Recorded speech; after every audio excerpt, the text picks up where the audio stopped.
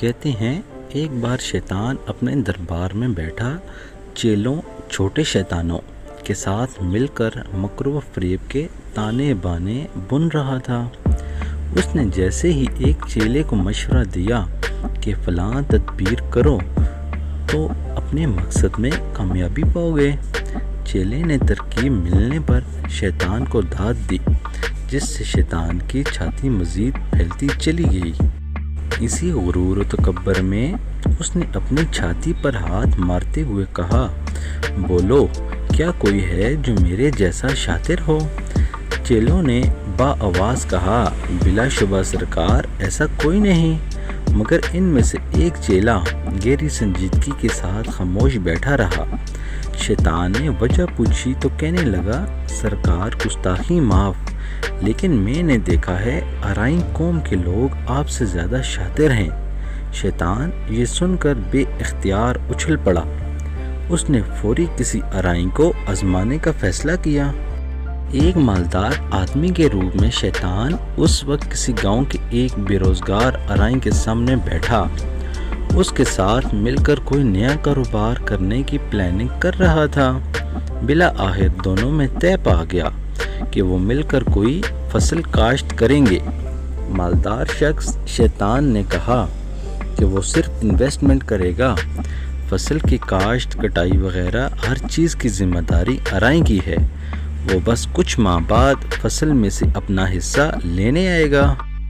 ارائیں نے کہا، کاروبار اصول کے مطابق تمام تر معاملات پہلے ہی کلیئر کر لینے چاہیے تاکہ بعد میں کسی قسم کا کوئی لڑائی جھگڑا نہ ہو۔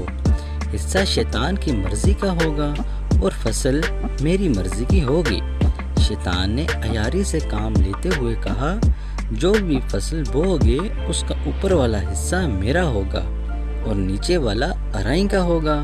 کچھ ماہ بعد شیطان واپس آیا تو پتہ چلا ارائیں نے پیاز کی فصل بوئی ہوئی تھی، لہٰذا پیاز ارائیں کے حصے میں آئے اور اوپر کے پتے شیطان کے حصے میں۔ شیطان نے کوئی پرواہ نہ کی اور اگلی فصل کے لیے مزید رقم دیتے ہوئے کہا، اس بار زمین کے اندر کا حصہ میرا اور اوپر کا حصہ تمہارا۔ اگلی مرتبہ شیطان کی واپسی ہوئی تو پتہ چلا اس بار ارائیں نے گنوں کی فصل بیجی تھی، لہٰذا سوکھی جڑیں شیطان کا مقدر ٹھہریں۔ وہ ارائیں سے مخاطب ہوا اور کہنے لگا، مجھے دوبارہ شدید خسارہ ہوا ہے، اس بار فصل کا اوپر کا اور نیچے کا حصہ میرا ہوگا، درمیان کا تمہارا ہوگا۔ ارائیں متفق ہو گیا۔ کچھ ماہ بعد شیطان کی واپسی ہوئی تو پتہ چلا اس بار ارائیں نے مکی کی فصل بیجی تھی، جس کی وجہ سے چھلیاں ارائیں کے حصے میں آئیں اور شیطان کے حصے میں اس بار بھی وہی کچھ آیا۔ اس طرح ارائیں نے اپنی شاطرانہ ذہنیت کی بدولت شیطان کو بھی مات دے دی۔